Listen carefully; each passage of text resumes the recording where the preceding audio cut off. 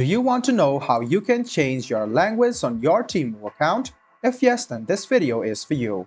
Hello and welcome to How to Login. It's your host back again with yet another interesting tutorial video. In this video, I'm going to teach you how you can change your language on your Temu account.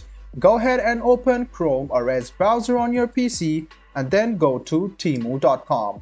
Make sure you are logged into your account. You can see the language option over here. If you just hover around this, you can see these are the languages available. So some of the languages are English, Polski, Romanian, Russian, Arabic, Portuguese and Turkish. So you can choose whichever language is available here, and you can see that the language will change automatically. So let me show it to you once again. Open temu.com, log into your account, hover around this option, and you can click on the language of your choice and your language will be changed.